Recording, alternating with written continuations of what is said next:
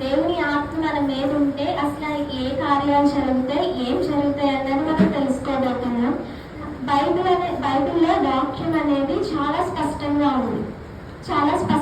ఉంది, చాలా లోతుగా కూడా ఉంది. అది మనం చూసుకుందాం. యెషయా గ్రంథం 61 నుంచి చదువుకుందాం. ప్రభువైన యెహోవా ఆత్మ నా మీదకి వచ్చి ఉన్నది, దీనులకు సువార్తమానము ప్రకటించుటకు. యెహోవా నన్ను అభిషేకించెను, నలిగిన హృదయము గల వారిని దృఢపరచుటకును, చెరలో ఉన్న వారికి విడుదలను, బంధింపబడిన వారికి విముక్తులు ప్రకటించుటకు. యెహోవా హృదయవత్సరమును, మన దేవుని ప్రతిదండన దినమును ప్రకటించుటకును, దుఃఖాక్రాంతులందరినీ ఓదార్చుటకు. మనం ఇందులో చూసుకుంటే దేవుని ఆత్మ మన మీద ఉన్నప్పుడు మనం ఏ తప్పులు చేయలేము. మనలో ఉన్న పాప దోషములు అన్నింటినీ కూడా మనం కడిగి వెళ్ళగలుగుతాం. దేవుని ఆత్మ మన మీద ఉందంటే మనం దేవుడైనా జయించగలం, శోధించగలం. దేవుని ఆత్మ మన మీద ఉంటే మొట్టమొదటి దర్శనం ఏంటంటే సువార్త ప్రకటించాలన్న ఆలోచన. మొట్టమొదటి దర్శనం ఏమన్నా ఉందంటే అది సువార్త ప్రకటించాలనే ఆలోచన. సువార్త దేవుని ఆత్మ లేకపోతే సువార్త చేయాలన్న ఆలోచన రాదు. కానీ దేవుని ఆత్మ మన మీద ఉందంటే ఒకరిని మార్చాలి, నశించిపోతున్న ఆత్మను దేవుని వైపు తిప్పాలి, పరలోకం వైపు వారిని తిప్పాలి అనే ఆలోచన ఉంటుంది. ఆస్తులు, అంతస్తులు, బంగారాలు వీటి మీద అయితే దేవుని ఆత్మ ఉన్న వారికి ఈ వీటి మీద ఉండదు. ఎలాగైనా సువార్త ప్రకటించాలి. ఆనాడు పరిశుద్ధాత్మ వచ్చిన తర్వాత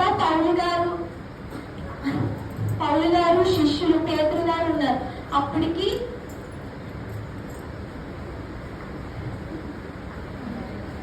పేతురు వారు ఉన్నారు. దేవుని ఆత్మ, దేవుడు చనిపోయిన తర్వాత 40 రోజులు భూమి మీద ఆయన్ని సజీవంగా నిరూపించుకోవడానికి ఆయన 40 రోజులు తను సజీవంగా నిరూపించుకున్నారు. అప్పుడు పేతురు గారు వారు సువార్త ప్రకటించినప్పటికీ వారిలో పిరిగితనం అనేది ఉంది. పిరిగితనం అనేది పోలేదు, భయం అనేది వారిలో ఉంది. కానీ ఎప్పుడైతే దేవుడి పరిశుద్ధాత్మ వారి మీదకి వచ్చిందో వారిలో ధైర్యం కలిగి వారు సువార్త చెప్పగలిగారు. అటువంటి ధైర్యము, సువార్త చెప్పాలన్న ఆలోచన ఎప్పుడు వస్తుందంటే దేవుని ఆత్మ మన మీద ఉన్నప్పుడు. ఈ రోజుల్లో సృష్టికర్త సృష్టించిన దేవుడు ఈ రోజు మనందరినీ సృష్టించారంటే మన జీవితానికి ఒక అర్థం ఉంది. ఈ జీవితాన్ని విలువ లేకుండా చాలా మంది వృధాగా నా జీవితం పట్ల నాకు ఏ ఆశ లేదు అని అనుకుంటారు. కానీ మన జీవితం మొత్తం అయిపోయినప్పటికీ మనం పాపంలో మునిగిపోయి ఉన్నా, మొత్తానికి ఇంకా జీవితం మీద ఆశ లేదు, నేను చచ్చిపోతాను అని అనుకున్నప్పటికీ ఒక్కసారి దేవుని దగ్గరకు వచ్చి తండ్రి యేసు నా జీవితాన్ని మార్చు అని దేవుడిని అడిగామంటే ఖచ్చితంగా ఆయన మన జీవితాన్ని మార్చుతారు. దేవుని ఆత్మ మనల్ని పురిగలుపుతూ ఉంటది. దేవుని సువార్త చెప్పాలని హెచ్చరింప చేస్తూ ఉంటది. మనుషులను మార్చాలి, ఎవరైతే పాపంలో ఉన్నారో వారందరినీ మార్చాలి. ఇందులో చూసుకుంటే నలిగిన హృదయం గల వారిని దృఢపరచుటకును, చెరలో ఉన్న వారిని విడుదలను, బంధింపబడిన వారి విముక్తిని ప్రకటించడం. అంటే సువార్త అనేది నలిగిన వారికి చాలా అవసరం. వారి హృదయాలు చాలా బాధకరంగా ఉంటాయి. ఎవరైతే శ్రమల్లో ఉండి బలహీనంగా ఉంటారో, చెరలో ఉంటారో, బంధకాల్లో ఉంటారో వారందరికీ కూడా దేవుడి ఆత్మ చాలా అవసరం. అలాంటి వారిని సువార్త చెప్పడానికి దేవుడు వారిని ఆత్మ వారి మీద ఉన్నప్పుడు వారు పురుగలుపుతాడు. దేవుడు వారిని రక్షించమని దేవుడు మనకు ఒక మాట ఇచ్చాడంటే మనం ఒకరిని రక్షించడం అనేది మన బాధ్యత. మన సువార్త చెప్పకుండా మనం రక్షింపబడితే చాలు, ఇది చాలు అనుకోకుండా మన ద్వారా అనేక మంది మారులాగా మనం కనీసం ఎక్కడో చెప్పాల్సిన అవసరం లేదు, చర్చెస్లోనే చెప్పాలని లేదు. మన ఇంట్లో మన పిల్లలకి, లేదా మన తల్లిదండ్రులకి, లేదా మన సహోదరులకి ఎవరికైనా రోజుకి 2 మాటలైనా మనం చెప్పగలిగే వారి వల్లే ఉండాలి, సువార్త చెప్పేవారి వల్లే ఉండాలి. అలాగే దుఃఖపడే వారు ఉంటారు, వారికి ఏం చేయాలో తెలియదు. భార్యాభర్తల మధ్య గొడవలైనప్పటికీ, భార్యాభర్తల మధ్య గొడవలైనప్పటికీ, చిరుతరుల వారి మధ్య గొడవలైనప్పటికీ, వీటన్నిటి మధ్య చాలా రకమైన ఒక్కొక్కరికి ఒక్కొక్క సమస్య. ఏ సమస్య ఈ రోజుల్లో డిప్రెషన్ అనేది చాలా ఎక్కువగా ఉంది. ప్రతి మనిషిలోనే ఉండేది డిప్రెషన్. ప్రతి ఒక్క మనిషి కూడా వెళ్ళే ఫేస్ ఒంటరితనం అనేది ప్రతి ఒక్కరికి వచ్చే లైఫ్ లో ప్రతి ఒక్కరికి వస్తారు. ఆ ఫేస్ ని దాటుకునేటప్పుడు ఒకటి కంప్లీట్ గా దేవుడికి దగ్గరగా అవ్వాలి, లేదా కంప్లీట్ గా లోకంలో పడిపోతారు. కానీ అలాంటి టైంలో మనం లోకంలో పడిపోకుండా కంప్లీట్ గా దేవుడికి దగ్గర అయి ఉండాలి. అలాంటి టైంలో దేవుడికి దగ్గరగా అయ్యామంటే ఖచ్చితంగా ఇంకా దేవుడికి మనల్ని ఎవరు దూరం చేయలేరు. ఎలాంటి సువార్తను మనం ప్రకటించగలగాలి. రెండవదిగా న్యాయాధిపతులు 15వ అధ్యాయం 14-15. అతడు లెహేకి వచ్చే వరకు ఫిలిష్తీయులు అతన్ని ఎదుర్కొని కేకలు వేయగా యెహోవా ఆత్మ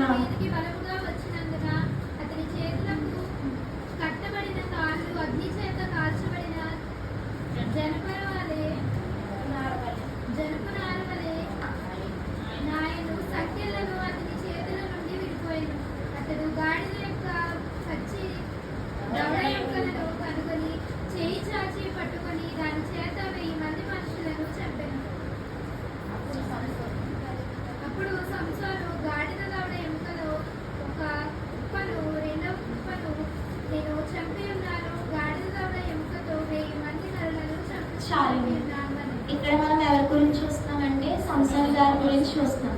సంసోను గారు చూసుకుంటే ఆయనకి బలం అనేది ఉంది, కానీ ఆయన ఏ విషయంలో బలహీనంగా ఉండేవారంటే స్త్రీల విషయంలో బలహీనంగా ఉంటారు. ప్రతి మనిషికి ఏదో ఒక బలహీనత ఉంటుంది. ఒకరికి త్రాగుడు బలహీనత, ఒకరికి ఫోన్ బలహీనత, మరి ఒకరికి స్త్రీల బలహీనత. ప్రతి ఒక్కరికి ఏదో ఒక బలహీనత ఉంటుంది. అన్నిటి బలహీనతగా ఉన్న దాన్ని మనం దేవుని కంటే ఏది ఎక్కువగా చూసుకుంటామో అది విగ్రహారాధనతో సంబంధం. కాబట్టి సంసోను కూడా అలాంటి బలహీనత ఉంటుంది. అలాగా తన బలహీనతగా ఉన్నప్పుడు ఫిలిష్తీయుల్లో ఒక ఆమె అది సంసోను గారి యొక్క భార్య, ఆవిడ అడుగుతుంది, మీకు బలం ఎక్కడి నుంచి ఎలా వస్తుంది అసలు అని అడిగితే సంసోను గారు చెప్తారు, నా జుట్టులో ఉంది బలం అని చెప్తారు. కానీ అక్కడ సంసోను గారు అలా కాకుండా నా జుట్టులో కాదు, నాకు దేవుని ఆత్మ వచ్చిందంటే దేవుడికి చాలా ఘనత. దేవుడు అప్పుడు ఇంకా సంసోను మెచ్చుకుంది. కానీ సంసోను అలా చెప్పడం వల్ల తన రహస్యం చెప్పేసిన తర్వాత ఫిలిష్తీయులు వచ్చి ఆయన తీసుకొని వెళ్ళిపోయిన తర్వాత చెరసాలలో వేసి తనను బంధించేంత చేశారు. తర్వాత సంసోను గారు బాధపడ్డారు, క్షమించమని అడిగారు. ఇదంతా అయిన తర్వాత సంసోను గారు, యేసయ్యా నాకు తండ్రి దేవుడా నాకు ఆత్మని ప్రభువా, నాకు ఒక్కసారి నీ ఆత్మని దయచేయనగానే ఆయన ఆత్మ రాగానే సంసోను గారికి బలం అనేది వచ్చింది. బలం వచ్చిన తర్వాత ఫిలిష్తీయులను ఒక్కసారిగా 1000 మందిని చంపగలిగాడు సంసోను బలం అంతట్లో అంత ఎక్కువగా చంపింది అదే ఫస్ట్ టైం. అంతలాగా ఇప్పటి వరకు చేసినప్పటికీ అంత గొప్పగా ఆ 1000 మందిని ఒక్కసారి చంపగలిగాడు సంసోను. అలాగా మన జీవితంలో కూడా దేవుని ఆత్మ రాగానే మనకి బలం అనేది వస్తుంది, నూతన బలం అనేది వస్తుంది, ఆత్మీయ బలం అనేది దేవుడు మనకి ఇస్తాడు. దేవుని ఆత్మ చాలా బలమైనది. ఆ బలం పొందుకున్నామంటే మనం దేన్నైనా జయించగలం. మనకి అపవాది శోధన అనేది ఉంటుంది. శోధన అనేది ఎలాంటిదంటే మనం ఏమన్నా తప్పు చేయాలన్నా ఏం చేయాలన్నా కానీ దేవుని ఆత్మ లేకపోతే మనం దాన్ని జయించలేము, దాన్ని ఎప్పటికీ జయించలేము. పరిశుద్ధాత్మ దేవుడు ఆత్మ అనేది మనతో ఉంటే పరిశుద్ధాత్మ దేవుడు మనల్ని ఒప్పింప చేస్తాడు. మన తప్పుల్ని, ఇది తప్పు, మనం ఏమన్నా తప్పు చేయాలని ఆలోచన వచ్చినా కానీ ఇది తప్పు కదా, ఇది మనం చేయకూడదు కదా అనే ఆలోచన అయితే ఖచ్చితంగా వస్తుంది. మనం అది జయించలేకపోయినా అది తప్పు అని తెలిసింది ఏదో ఒక టైంలో మార్గం. ఇప్పుడు ఈ రోజు మనకి పరిశుద్ధాత్మ ఆత్మ బలం అనేది ఉందంటే ఒకరు తప్పు చేస్తున్నారంటే ఖచ్చితంగా అది తప్పు అని చెప్పగలగాలి. ఎందుకంటే ఆ తప్పును నువ్వు చెప్పకుండా వాళ్ళకి ఎంకరేజ్ చేసావంటే ఖచ్చితంగా నీకు వాళ్ళు ఎరగకుండా తెలియకుండా తప్పు చేసేదేమో, కానీ అది తప్పు అని నీకు తెలుసు. తప్పు అని తెలిసినప్పుడు నువ్వు అది తప్పు, ఇది తప్పు అని చెప్పాలి. ఒకసారి 2 సార్లు చెప్తాం, కానీ ఎన్నిసార్లు చెప్పినా 10 సార్లు చెప్పినా కానీ అది 10 సార్లు ఒక్కసారైనా వింటాడు ఇది తప్పు, ఇది చేయకూడదు అని ఒక్కసారైనా ఉంటాడు. దేవుడు ఆత్మను మనం పొందుకున్నామంటే నూతన బలాన్ని పొందుకుంటాం. దేవుడు మనం ప్రార్థన ద్వారా మనకి కొత్త గొప్ప కార్యాలు జరుగుతాయి. మన ప్రార్థన జవాబులు వస్తాయి. మనం మన ప్రార్థన ద్వారా దేవుడు ఆకాశాన్ని తెరుస్తారు. పడలేని వర్షాలు పడతాయి, పడే వర్షాలు రాని వర్షాలు పడతాయి. మన శత్రువులను కూడా ఆనాడు బలం ద్వారా సంసోను 1000 మందిని చంపగలిగారు. కానీ మనం ఈ రోజు శత్రువులను చంపలేకపోవచ్చు, ఎదుటి వారిని చూసి మనం చంపాలని అనుకోకపోవచ్చు. అలా అయితే మనం చేయలేము. కానీ దానికన్నా గొప్ప శక్తిని, గొప్ప బలాన్ని దేవుడు మనకి జ్ఞానం ద్వారా ఇచ్చాడు. సంసోను కంటే గొప్ప జ్ఞానాన్ని మనకి ఇస్తాడు. ఈ రోజు మనం బలం పొందుకుంటే, ఆత్మ బలాన్ని పొందుకుంటే అంతకన్నా శ్రేష్టమైన బలాన్ని ఇస్తాడు, అంతకన్నా శ్రేష్టమైన జ్ఞానాన్ని కూడా దేవుడు మనకి ఇస్తాడు. ఈ రోజు మనం ఆత్మ పొందుకునే వారి వల్ల కూడా ఉండాలి, బలం పొందుకునే వారి వల్ల కూడా ఉండాలి.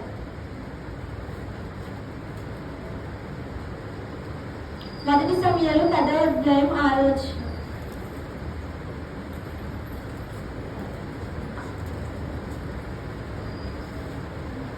యెహోవా ఆత్మ నీ మీదకి బలంగా దిగివచ్చును. నీవు వారితో కలిసి ప్రకటన చేయుచుండగా నీకు క్రొత్త మనసు వచ్చును. చాలు. ఇక్కడ మనం చూసుకుంటే ఇక్కడ సౌలు అనే బెన్యామీనుడు ఉన్నాడు. ఆయన మీదకి ఎప్పుడైతే ఆత్మ వచ్చిందో ఆయన నూతన మనసు పొందుకున్నాడు. అప్పటి నుంచి ఆయనకి ప్రేమ కలిగింది, దేవుని పట్ల ప్రేమ కలిగింది. తను రాజుగా మారాడు, దేశానికి రాజుగా మారాడు, ఒకరికి క్షమించే గుణం అన్నీ వచ్చినాయి. అలాగే దేవుడు మనం నూతన మనసును పొందుకున్నామంటే ఖచ్చితంగా దేవుడు మన జీవితంలో కార్యాలు కూడా చేస్తాడు. ఈరోజు మనం నూతన మనసు పొందుకోవడం వల్ల ఒకరినొకరు క్షమించగలగాలి, ఒకరి మీద ఒకరు ప్రేమ కలిగి ఉండాలి. ఈరోజు తెలియకుండా చాలా మంది తప్పులు చేస్తారు, కానీ ఆ తప్పుల్ని మనం క్షమించే వారి వల్లే ఉండాలి. తప్పుల్ని క్షమించగలిగినప్పుడే మనం ఒకరిని ప్రేమించామని ప్రేమించగలిగామని మనం నమ్ముతాం. మన క్రిస్టియానిటీ అంటే మెయిన్ ముఖ్యంగా వచ్చేది ఏంటంటే ప్రేమ. మనం ప్రేమ చూపించగలగాలి. ఎవరైనా మన సహోదరులు అవని, మన స్నేహితులు అవని, మన చుట్టుపక్కల వాళ్ళు అవని, మన ఇంట్లో వాళ్ళు అవని ఎవరైనా తప్పు చేశారంటే వారిని మనం క్షమించగలగాలి, ప్రేమించగలగాలి. మనం ఇతరులను ప్రేమించే వారి వల్లే ఉండాలి. దేవుని ఆత్మ పొందుకోవడం వల్ల వారిని క్షమించగలిగే వారి వల్లే ఉంటాము. వారి తప్పులను కూడా మనం సర్దుబాటు చేయాలి. వారు తప్పు చేస్తున్నారు కదా అని వారిని అలా వదిలేయకూడదు. ఎందుకంటే ఒక్కొక్కసారి శోధన అనేది ప్రతి మనిషికి వస్తుంది. కానీ నూతన మనసు పొందుకుంటే ఏదో ఒక టైంలో అది తప్పు, ఇది తప్పు అని తెలుసుకునేవారు ఉంటారు. సౌలుని పౌలుగా మార్చిన దేవుడు ఆ రోజు సౌలు నిజంగా ఆ రోజు అందరినీ చంపడానికి ముందుగా ఉన్నాడు. కానీ ఎప్పుడైతే దేవుని ఆత్మ ఆయన మీద వచ్చిందో, దేవుడు ఎప్పుడైతే మాట్లాడాడో అప్పుడు దానికి నూతన మనసు దయచేశాడు దేవుడు. ఖచ్చితంగా సౌలు పౌలుగా మారి ఆయన సువార్త ప్రకటింప చేశాడు, ఆయన సువార్త చెప్పాడు. అలాగే ఈ రోజు ఎవరైనా తప్పులు చేసినప్పటికీ మనం వారిని క్షమించగలిగేలా ఉండాలి. మనం నూతన మనసును పొందుకునే వారి వల్ల ఉండాలి. ఆత్మ కలిగి ఆ మనసును పొందుకొని మనం ఒకటి మార్చే వారి వల్లే ఉండాలి. కానీ మనం దేవునికి అవమానకరంగా ఉండకూడదు. ఏ రోజైతే మనం దేవునికి అవమానకరంగా ఉంటారో మనకన్నా మన తల్లిదండ్రుల కన్నా దేవుడు ఎక్కువగా బాధపడతాడు. దేవుడు మనం సృష్టించిన దేవుడు, ఆయన మనకు ఒక జీవితం ఇచ్చాడంటే ఖచ్చితంగా మనం ఆయనకి లెక్క అప్పచెప్పాలి. నువ్వేం చేసావు, అసలు నీ జీవితం నేను ఇచ్చాను కదా. ఆయన ఖచ్చితంగా ఒక రాకడలో అడుగుతాడు. ఆ రాకడ సమయంలో మనం చెప్పుకోవాలి, నేను నీకు ఇచ్చిన జీవితంలో నువ్వు అసలు ఎంతమందిని మార్చేస్తున్నావు, నువ్వు ఎలా ఉన్నావు, నా కోసం నువ్వేమైనా చేసావా అని అడుగుతాడు. కానీ మనం అవన్నీ కాకుండా ఈ లోక ఆస్తుల కోసం, ఈ లోక బంధకాల కోసం, ఈ లోక సుఖాల కోసం మనం అలా ఉంటాం. కానీ మనం ఈ లోక వాటి మీద, లోక ఆశల మీద కాకుండా దేవుని కొరకు, దేవుని కోసం మనం ఉండాలి. ముందుగా మనం దేనికన్నా ప్రథమ స్థానం ఇవ్వగలిగాము అంటే అది దేవునికి ఇవ్వాలి. దేవుని లేకుండా మనం ఏం చేసినా అది వ్యర్థమే. దేవుడు లేకుండా మనం ఏం చేసినా కూడా అది అవ్వదు, అది ఆగిపోతుంది. దేవుడు పెట్టుకొని, దేవుడు మనతో ఉంటే ఏం లేకుండా అన్నీ ఉన్నట్టే. దేవుడు మనతో లేకపోతే అన్నీ ఉన్నా ఏం లేకపోయినట్టు. మనం ఎప్పుడు క్రొత్త మనసు కలిగి ఉండాలి. అపొస్తలుల కార్యములు 2వ అధ్యాయం 18వ వచనంలో మనం చూసుకుంటే యోవేలు ప్రవక్త గారు ఆ దినములలో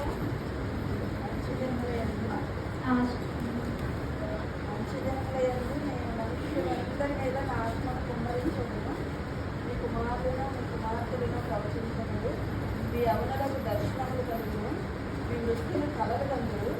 ఆ దినములలో నా దాసుల మీదను నా దాసుల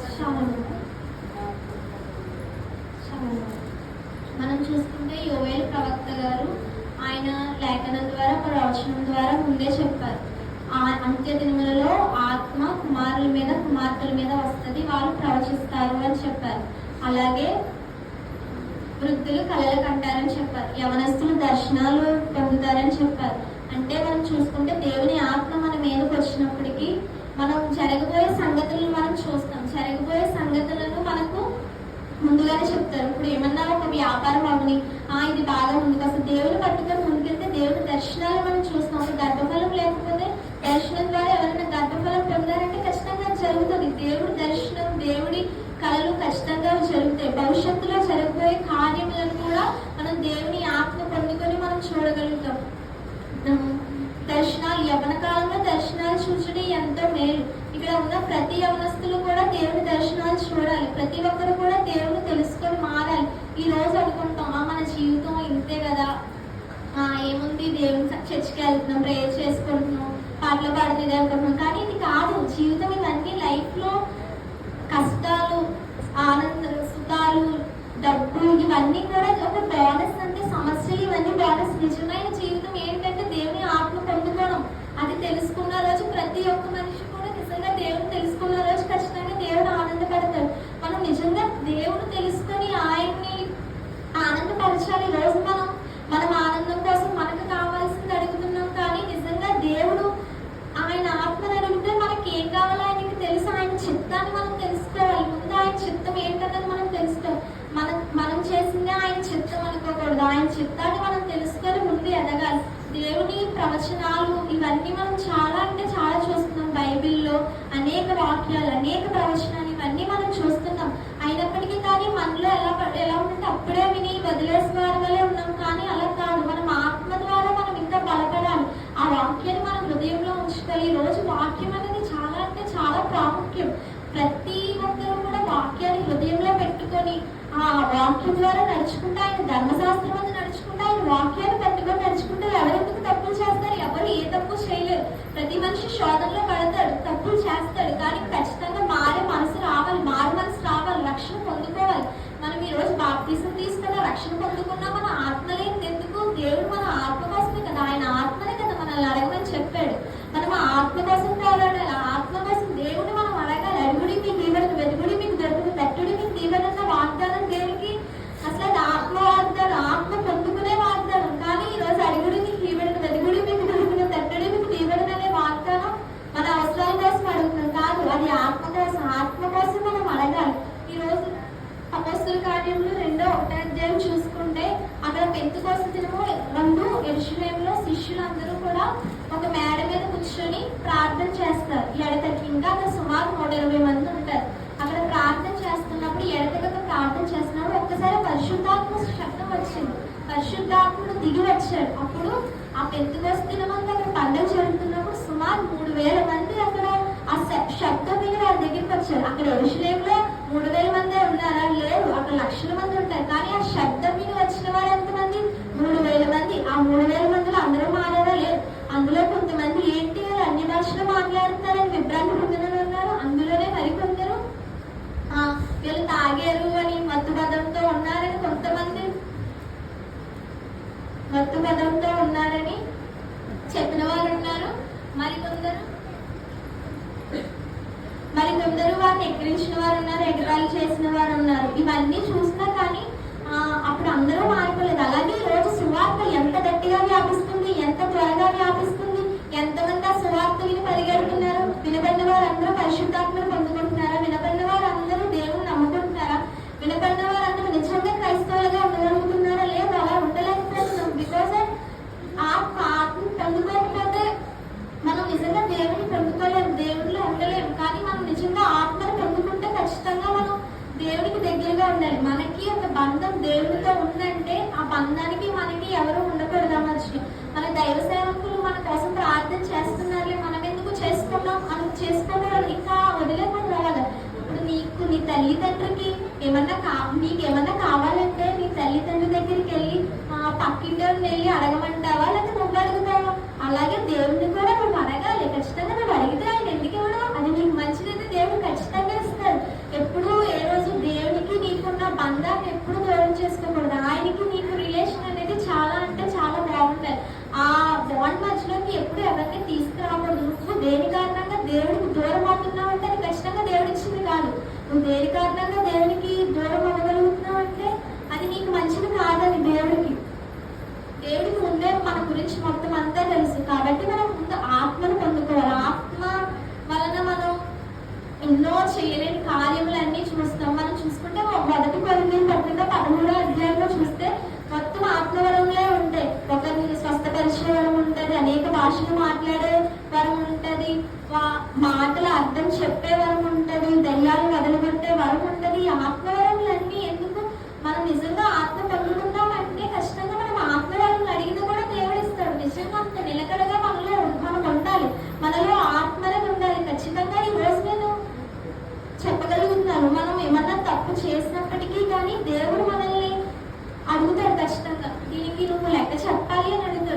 నలుదిక్కులు ఎవరో చూడలేదు అనుకుంటాం. మనం నలుదిక్కులు ఎవరో చూడకపోవచ్చు, కానీ పైన ఒక దిక్కు దేవుడు ఉన్నాడు. ఆయన ఖచ్చితంగా చూస్తాడు. ఆయనకు నువ్వు లెక్క అప్పచెప్పుకోవాలి. మన మన శరీరం ఆయన మహిమ దేవాలయం. ప్రతి ఒక్క అవయవం కూడా దేవుడికి మనం లెక్క అప్పచెప్పుకోవాలి. మనం ఏ తప్పు చేసినప్పటికీ మనుషులు మనల్ని వెలివేయచ్చు, మనుషులు మనం క్షమించకపోవచ్చు, కానీ దేవుడు మనల్ని క్షమిస్తాడు.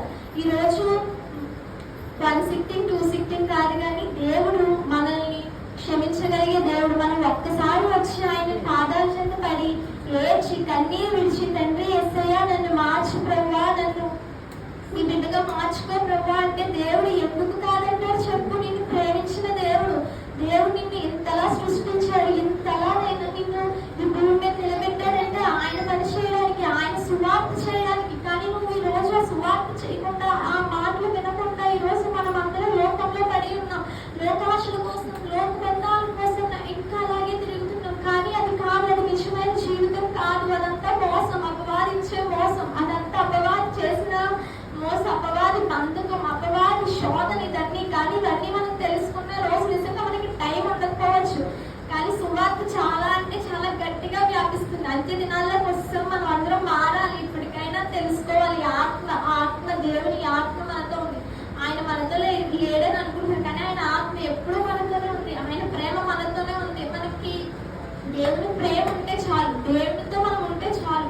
ఈ రోజు మనుషులు నిన్ను వెలువేయచ్చు. ఒంటరితనంలో ఉన్నావేమో, బంధకాల్లో ఉన్నావేమో, పాపంలో ఉన్నావేమో, అప్పుల్లో ఉన్నావేమో, ఎలాంటి పరిస్థితుల్లో ఉన్నా అన్ని సమస్యల నుంచి విడిపించే దేవుడు ఆయనే. అసాధ్యాన్ని సుసాధ్యం చేయగల గొప్ప దేవుడు ఆయన. అలాంటి దేవుడిని వదిలేసి అక్కడ ఇక్కడ తిరగడం చాలా వరకు చాలా మంది ఇవి నమ్ముతారు. శాసకాలు ఇవన్నీ నమ్ముతారు. అది కూడా ఉంది, ద్వితీయోపదేశ కాండంలో ఉంది. ఏం జరిగినా అవన్నీ జరుగుతాయి, అవి నిజమే, కానీ వాటిని మనం నమ్మకూడదు. ఎందుకంటే ఈవిల్ పవర్స్ కి పవర్ ఉంది, కానీ ఆ పవర్ ని మనం ఎప్పుడు నమ్మకూడదు. ఎందుకంటే నీ దేవుడే యెహోవా అని నేను తప్ప వేరొక దేవుడు నీకు ఉండకూడదు. ఈవిల్స్ అవి జరుగుతాయి, కానీ వాటి దగ్గరికి మనం వెళ్ళకూడదు. దేవుడు చెప్పాడు, ఆజ్ఞించాడు, నీకు నేను తప్ప వేరొక దేవుడు. ఈ బుక్ ఉన్నంత స్పష్టంగా ఏ బుక్ అన్నా ఉందా? ఇది కల్పితం లేని బుక్. నిజం, ఇది నిజం, ఇది సత్యం. ఇది తెలుసుకున్న రోజు ప్రతి ఒక్కరూ కూడా ఆ రోజు దేవుడు రాకడలో కూడా ఈ రోజు చాలా వరకు మనం ఏమైనా సువార్త చెప్తున్నా ఎవరికి మనం మారినప్పటికీ మన స్నేహితులు అన్యులు ఉంటారు, వారిని కూడా మనం మార్చగలగాలి. మనం వారు విన్నా వినకపోయినా చెప్పడం మన బాధ్యత. ఒక విత్తనం వేయడం మన బాధ్యత. మనం ఖాళీగా కూర్చోడం కాదు. నీకు వీలుగా ఉంటే ఖచ్చితంగా వాళ్ళు మారాలని కాదు, కానీ నీ వంతు నువ్వు చెయ్యాలి. నువ్వు రోజుకు 2 మాటలన్నా కూడా పక్క వారికి చెప్పగలగాలి. ఈ రోజు అలా ఎవరైనా చెప్పగలుగుతున్నారా? రోజులో కనీసం ఒక్క మాట నీ స్నేహితులకు కానీ, నీ ఇంట్లో వారికి కానీ, ఎక్కడో అవసరం లేదు. మన ఇంట్లోనే మారలేని వాళ్ళు ఉంటారు, వారిని మనం మార్చుకోవచ్చు. పక్కన ఎక్కడికో వెళ్ళి చెప్పాల్సిన అవసరం లేదు, మన చుట్టుపక్కలనే ఉంటారు. మార్చాలి, మనం మారగలగాలి. మనల్ని మార్చుకొని పక్కన వారిని మార్చి వారి వల్లే ఉండాలి. ప్రతి ఒక్కరూ కూడా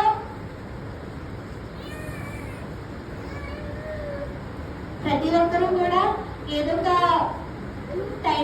ఒక టైంలో ఎన్నిసార్లు చెప్తుంటే ఏదో ఒక టైంలో వింటారు, వినకుండా అయితే ఉండరు. ఖచ్చితంగా వారు చనిపోయి మనకన్నా ముందు వారు వెళ్ళిపోవచ్చేమో. ఏదో ఒక టైంలో వాళ్ళు అడుగుతారు, నువ్వు నాకు ముందెందుకు చెప్పలేదు? నువ్వు దేవుడిని నమ్ముకున్నావు కదా, నువ్వు అక్కడే రక్షణ పొందుకొని వెళ్ళిపోవడం అనుకున్నావా? నేను తప్పుడు త్రోవలో వెళ్తున్నప్పుడు, తప్పుడు పనులు చేస్తున్నప్పుడు నాకు చెప్పాలి కదా. దేవుడు నిజమైన దేవుడు, ఈయన ఆయన నాకు చెప్పాలి కదా. నేను వినకపోవచ్చు, కానీ అయినా నా స్నేహితుడు కదా. విడవక ప్రేమించిన వాడు ఎప్పుడు వినబడదు. నిజమైన స్నేహితుడు విడవక ప్రేమించును. నిజంగా మనం స్నేహితుల్ని ప్రేమించగలిగారు అయితే వారికి ఖచ్చితంగా మనం చెప్పాలి. ఈ రోజు కేవలం మన ఇంట్లో వారి కోసమే కాదు, మన స్నేహితుల కోసం, మన చుట్టుపక్కల వారి కోసం, ప్రతి ఒక్కరి కోసం మనం ప్రార్థన చేయాలి. ఆత్మ కోసం పోరాడాలి, ఆత్మ బలాల కోసం మనం పోరాడాలి. ఆత్మలో మనం ఉంటే ఖచ్చితంగా దేవుని చూడగలం, దేవునికి దగ్గరగా ఉండగలం. ఈ ఆత్మ మనల్ని ముందుకు నడిపిస్తుంది, లోకంలో పనిదేవుడు. కానీ మనం ఆత్మ పొందుకున్నప్పుడు ప్రత్యేకింపబడిన వారే ఉంటాం. లోకం ఎగతాలు చేయొచ్చు, లోకం ఇలాంటి ఇలాగని ఎక్కిరించవచ్చు, మనం ఎందులోనే పొందుకోం. కానీ వాళ్ళ దగ్గర లేకపోయినా దేవుడి దగ్గర మన ఘనత, మన దేవునికి మహిమ తెచ్చిన వారి వల్లే ఉండాలి. కానీ ఈ లోకంలో వారి పొగడతలకు వాటికి మనం ఉండకూడదు. దేవుణ్ణి నమ్ముకొని దేవుణ్ణిలో బలం ఉందితే, మనకి దేవుని ఆత్మ మనలో ఉంటే మనం ప్రతిదీ పొందుకోగలం. నూతన బలం పొందుకోగలం, నూతన ఆత్మను పొందుకోగలం. సువార్త ప్రకటించగలం, ఆత్మబలాన్ని పొందుకోగలం, భవిష్యత్తు కార్యాలు చూడగలిగిన వారు కూడా ఉంటారు. మనం ఎవరినైనా ఒక క్రైస్తవుడు ఉన్నాను అంటే ఖచ్చితంగా వారు దేవుని పోలి నడుచుకుంటున్నాడు. మనం ఖచ్చితంగా వారిని ఫాలో అవ్వాలని లేదు, వారిని గుడ్డిగా నమ్మాలని లేదు. వారిలో ఉన్న మంచిని తీసుకోవాలి కానీ వారిని గుడ్డిగా అయితే ఫాలో అవ్వకూడదు. మనం దేవుని నమ్మాలి, ఆయన పోలి నడుచుకోవాలి, ఆయన మార్గంలో ఉండాలి, ఆయన నడకలను మనం చేసుకోవాలి. దేవుడు మనల్ని ఆయన పోలికలు చెప్పున ఆయన మనల్ని సృజించాలి. ఆయన పోలికలు చెప్పనంటే ఏంటి? దేవుడికి స్వరూపం లేదని దేవుడు ముందే చెప్పాడు. ఆయన పోలికలు అంటే ఏంటి? ఆయన అలవాట్లు, ఆయన బిహేవియర్, ఆయన ప్రేమ, ఇవన్నీ కలిగి మనం ఉండాలి. మనం ఒకరి ఎడల ఒకరు ప్రేమ కలిగి ఉండాలి. ప్రతి ఒక్కరూ కూడా దేవుని ప్రేమ ఒకరి పట్ల ఒకరు చూపించాలి. ప్రతి ఒక్కరూ కూడా మారాలి, దేవుని ఆత్మలో ఎదగాలి. ఈ ఆత్మ ప్రతి ఒక్కరిని మార్చుతుంది. మనం ఖచ్చితంగా దేవుణ్ణి అడిగి నిజమైన ప్రేమతో, నిజమైన ఆత్మతో మనం దేవునిలో ఎదిగి ప్రతి ఒక్కరికి ఆత్మ అలాంటివి పొందుకోవాలని ప్రతి ఒక్కరి కోసం ప్రార్థన చేసి ఆ ప్రేమ ప్రతి ఒక్కరికి చూపించగలిగామంటే ప్రతి ఒక్కరు ఏదో ఒక పాయింట్ ఆఫ్ వ్యూలో ఏదో ఒక టైంలో ఇది తప్పు కదా అనే ఉద్దేశంతో ప్రతి ఒక్కరు మారుతారు. అలాగే మనకు లెక్క చెప్పుకోవాల్సిన టైం కూడా ఉంటుంది. ఆ లెక్క చెప్పుకునే టైంలో అసలు మనం ఏం చేసామనే సమయంలో, రాకడ సమయంలో ఖచ్చితంగా మనం చెప్పుకోవాలి. దానికి మనం లెక్క చెప్పుకోగలిగే సమయంలో ప్రతి ఒక్కరూ కూడా సిద్ధపాటు కలిగి ఉండాలి. ప్రతి ఒక్కరూ కూడా మారాలి. ఆ సమయంలో మనం అందరం దేవునికి ఇది ఎందుకు చేసాము అని మనం సమాధానం చెప్పుకోగలిగే వారి వల్లే ఉండాలి. అట్టి రీతిగా ఈ వాక్యంలో ఏమైనా తప్పులుంటే క్షమించమని, మరి ఒక్కసారి అందరం నూతన బలం, కొత్త ఆత్మను పొందుకోవాలి అని ఈ చిన్న వాక్యాన్ని దేవుని దీవించుగాక. ఆమేన్.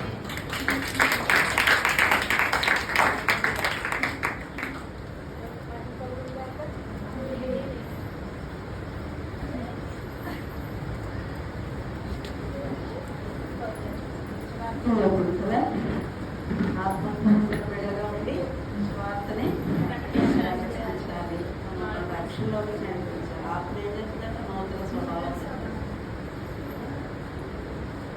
ఒక మెసేజ్ ఉన్నాను, ఇదే అన్నారు కదా 12 గంటల దాకా ఉన్నాను. 12 గంటల దాకా కాదు, ఒక చరణం వెళ్తాను.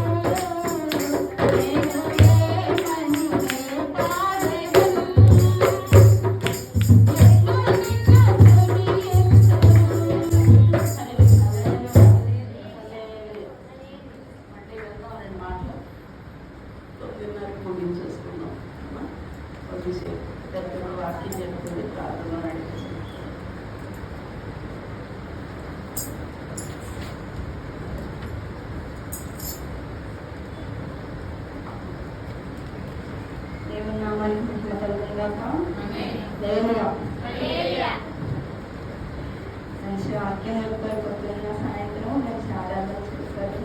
మేము మీకు పెట్టడం కాకుండా మీరు మాకు పెడుతున్నారు మంచి జీవాహారాన్ని. కారు చీకటిలో కనుమరి కిరణం కంటిన హృదయమును కరిగించిన నీ కార్యములను వివరింపగలనా, నీ ఘన కార్యములు వర్ణింపగలనా, నీ కార్యములను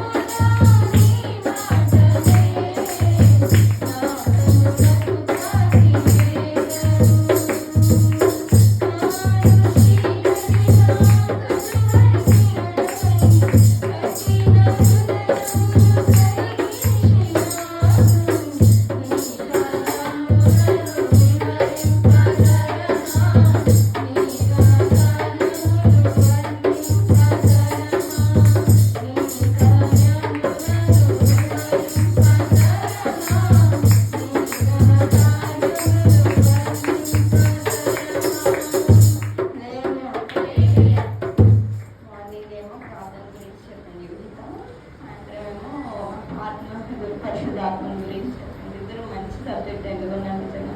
ఒకళ్ళేమో ప్రార్థన చేయాలి ఎక్కువగా, ఆ ప్రార్థన ఎలా చేయాలి, ఉపవాసంతో ప్రార్థన చేయాలని చెప్పి, కొలుసు ప్రార్థన చేసుకోవాలని చెప్పి, మాట వినాలి, వాక్యంతో మనం నింపబడాలని చెప్పారు. ఇంకొకరేమో ఆత్మ గురించి చెప్పారు. ఆత్మలో మనం బలం పొందుకోవాలి, మనం నూతన మనసు పొందుకోవాలి, ఆత్మవరములు పొందుకోవాలని ఇద్దరు రెండు చక్కని పాయింట్స్ తీసుకొని చాలా చెప్పారు.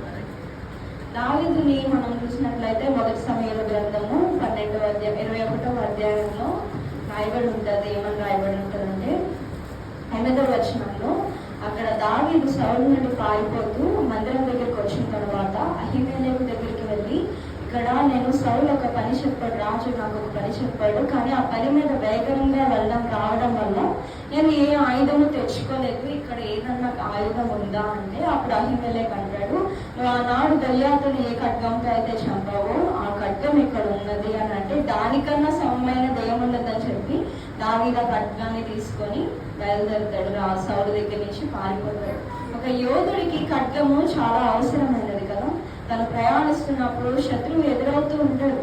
శత్రువు భయం నుంచి తప్పించుకోవడానికి లేకపోతే ఒక యుద్ధంలో తను జయించడానికి ఒక ఆయుధం తన చేతిలో ఉండడం చాలా ప్రాముఖ్యత.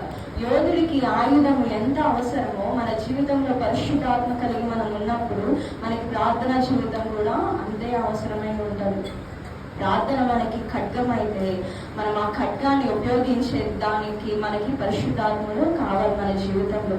మన ఖడ్గానికి కానీ పదును లేకపోతే, ఆ ఖడ్గాన్ని పదును లేకుండా ప్లెయిన్గా సాలిడ్గా ఉన్నదనుకోండి, ఆ ఖడ్గం ఎందుకు పనికిరాదు.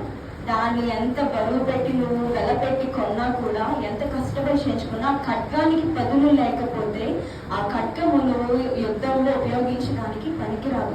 అలాగే నీ చేతిలో ఖడ్గం ఉంది, ఆ ఖడ్గం పదునైనదిగా ఉంది, షార్పెస్ట్ స్వర్డ్గా ఉంది మీ చేతిలో, కానీ దాన్ని ఉపయోగించడం నీకు సామర్థ్యత లేకపోతే, దాన్ని ఎలా తిప్పాలో, ఎలా ఉపయోగించాలో, యుద్ధంలో దాన్ని ఎలా వాడాలో నీకు ఆ విధానం తెలియకపోతే, ఆ సామర్థ్యత లేకపోతే, నీ చేతిలో ఎంత పదునైన ఖడ్గం ఉన్నా అది అనవసరం అవుతుంది. ఎందుకు నీ ఖడ్గం ఉపయోగించడం రానప్పుడు నీకు ఎందుకు పదునైన ఖడ్గం? అలాగే మన జీవితంలో మన ప్రార్థన పదునైన ఖడ్గం వల్ల ఉండాలండి. శత్రువు యొక్క తెరలను చీల్చేటట్టుగా, శత్రువు మన ముందు ఎన్నో అడ్డుగోడలు వేస్తూ ఉంటాడు, మన చుట్టూ అంతా ఆక్రమించేసి ఉంటాడు, కానీ శత్రువును దాటుకోవడానికి పదునైన ప్రార్థన మన జీవితంలో చాలా అవసరం. ఈ జీవితంలో పదునైన ప్రార్థన ఉంది, రోజు ప్రార్థన చేస్తున్నావు, ఆ మాటలతో ఆ భాషలతో ప్రార్థన చేస్తున్నావు, కానీ ఆ భాషతో చేసే ప్రార్థన నువ్వు ఆత్మతో చేస్తున్నావు అని మనం భ్రమపడకూడదు. దేవుని ఆత్మ లేకుండా నువ్వు ప్రార్థన చేస్తే ఆ ప్రార్థన ఎలా అవుతుందంటే, పదునైన కత్తి సామర్థ్యత లేని వీరుడి దగ్గర, సామర్థ్యత లేని మనిషి దగ్గర ఉన్నట్లుగా ఆత్మ లేకుండా నీ జీవితంలో ప్రార్థన ఉంటే సామర్థ్యత లేకుండా నువ్వు యుద్ధానికి వెళ్ళినట్లుగా ఉంటుంది. దాన్ని ఉపయోగించడం రానప్పుడు నీ జీవితంలో అలా పరిశుద్ధాత్మ నేను సామర్థ్యపరుస్తాడు. నీకు ఎలా నేను నడిపించాలో మన జీవితంలో అన్నిటికన్నా దాటలేని ఒక గొప్ప శత్రుతర ఏదైనా ఉందంటే అది మరణం. దేవుడండి ఆ మరణాన్ని చేర్చడానికి, ఆ మరణాన్ని జయించడానికి, ఆ మరణం పైన యుద్ధం చేసి గెలవడానికి, తనను తాను ఎంతగానో సామర్థ్యుడిగా మార్చుకోవడానికి, ఒక గొప్ప వీరుడిగా మార్చుకోవడానికి ఆయన చేస్తున్న ప్రార్థన ఆ మరణాన్ని జయించడానికి తనని ఎన్నోసార్లు తనని నరగొట్టుకున్నాడు, తనని కష్టపెట్టుకున్నాడు, తన శరీరానికి కష్టాన్ని కలుగు చేసుకున్నాడు. ఒక యోధుడికి దావీదును మనం చూసినట్లయితే గొల్యాతు ఖడ్గాన్ని ఎత్తి ఆ గొల్యాతు ఖడ్గంతోనే గొల్యాతును హతమార్చడం రాయబడి ఉంటాం. మళ్ళీ అదే గొల్యాతు ఖడ్గము అక్కడ ఏ పోదు వెనకాల చుట్టబడి ఉన్నదంటే మళ్ళీ ఆ ఖడ్గాన్ని తీసుకొని బయలుదేరుతాడు. దావీదు వయసు చాలా చిన్న వయసు కదా, అప్పటి వరకు యుద్ధంలో పెరగలేస్తాడు. తనది నార్మల్ గొర్రెల కాపరి కింద దూరంగా దాచబడిన స్థలంలో తనను ఉన్నాడు. అలాంటి స్థలంలో ఉండి కూడా తనకి శక్తి ఉండదు. ఆ ఆర్మర్ అంతా తనకి వేసినప్పుడు ఇదంతా నువ్వు ధరిస్తేనే కానీ నువ్వు ఆ శత్రువు దగ్గరికి గొల్యాతు దగ్గరికి వెళ్ళలేవనంటే నేను ఇవన్నీ వేసుకొని వెళ్ళలేను, నేను ఈ బరువుగా ఉన్నాయని చెప్పి తీసేసి తన దగ్గర ఉన్న ఈటతోనూ రాళ్ళతోనూ ఉన్నాడు. కానీ అవన్నీ మోయలేనోడు, ఒక ఆర్మర్ మోయలేనోడు ఒక గొల్యాతు ఖడ్గం ఎలా మోయగలిగిన? గొల్యాతు ఏమన్నా చిన్న హైట్ ఉండే పర్సన్? మన యొక్క సామర్థ్యతను బట్టే కదా, మన చెప్పులు సైజుని బట్టే మనం చెప్పులు కొనుక్కుంటాం. మన చేతిలో ఎంత చిన్న పిల్లోడికండి మీరు ఒక క్యారీ బ్యాగ్ ఇచ్చి ఆ క్యారీ బ్యాగ్ నువ్వు మొయ్యరా అంటే ఆ చిన్న పిల్లవాడు ఆ క్యారీ బ్యాగ్ మొయ్యగలుగుతాడా? మొయ్యలేడు, ఎందుకంటే ఆ చిన్న పిల్లోడికి బలం తక్కువ. అలాగే గొల్యాతు యొక్క ఖడ్గాన్ని దావీదు మోయాలి అంటే దావీదు వయసు చిన్నది, తన బలం కూడా తక్కువ. కానీ గొల్యాతు యొక్క ఖడ్గాన్ని కూడా మోయగలిగాడంటే దాచిపడి ఉన్నాడండి, దూరంగా ఉన్నాడు, అరణ్య ప్రాంతంలోనే ఉన్నాడు, యుద్ధానికి దూరంగా ఉన్నాడు. కానీ దావీదు దాచిబడి ఉండి కూడా బలాన్ని పొందుకుంటూ ఉన్నాడు. పిల్లారా, దేవుని సన్నిధిలో మన జీవితంలో కూడా మన చిన్న వయసు నుంచి ప్రారంభించుకోవాలి బలం పొందుకోవడం దేవుని సన్నిధిలో. ఒకానొక సమయం వస్తుంది, ఈ రోజు నిజంగానే దాచిబడి ఉన్నారు ప్రతి ఒక్కరు. రిష్ట ఏంటి, సృజన ఏంటి, యుహిత ఏంటి, ప్రియా ఏంటి, మనం అందరం దాచిబడి ఉన్నాం. కానీ దేవుడు ఒక అవకాశం ఇచ్చాడు మనల్ని ముందుకు తీసుకురావడానికి, వెలుగులోనికి తీసుకురావడానికి. దేవుడు మనల్ని వెలుగులోనికి తీసుకొచ్చిన తర్వాత దాచిబడి ఉన్నప్పుడు మనం సంపాదించుకున్న బలమంతా ఈరోజు వెలుగులోనికి వచ్చి మనం చూపించుకున్నాం. వెలుగులో మనము దేవుని యొక్క వాక్యాన్ని ప్రకటించగలిగాం, వెలుగులో దేవుని యొక్క ఆరాధనను చేయగలిగాం. అంటే దేవుడు ఎంత సామర్థ్యత దాచిబడి ఉన్నాడు వెనకాల ఎక్కడో, కానీ వాళ్ళని ముందుకు తీసుకొచ్చినప్పుడు ఒక సమయం వచ్చినప్పుడు వాళ్ళ బలాన్ని చూపించుకున్నారు. అలాగే దావీదు కూడా దాచిబడి ఉన్నాడు ఎక్కడో, కానీ సమయం వచ్చింది తన బలాన్ని చూపించుకున్నాడు. మనము దాచిబడి ఉన్నామనుకోండి దేవునికి దూరంగా మనం వెళ్ళిపోకూడదు, కానీ దాచిబడి ఉన్న సమయంలో కూడా మనము మన ప్రిపరేషన్ జరుగుతూ ఉండాలి. యుద్ధానికి ఎప్పటికప్పుడు సిద్ధమై ఉండాలి. ఒక రోజు దేవుడు యుద్ధం చేయడానికి ముందుకు రమ్మని పిలిచినప్పుడు నువ్వు ధైర్యంగా ముందుకు వచ్చి యుద్ధం జరిగించాలి.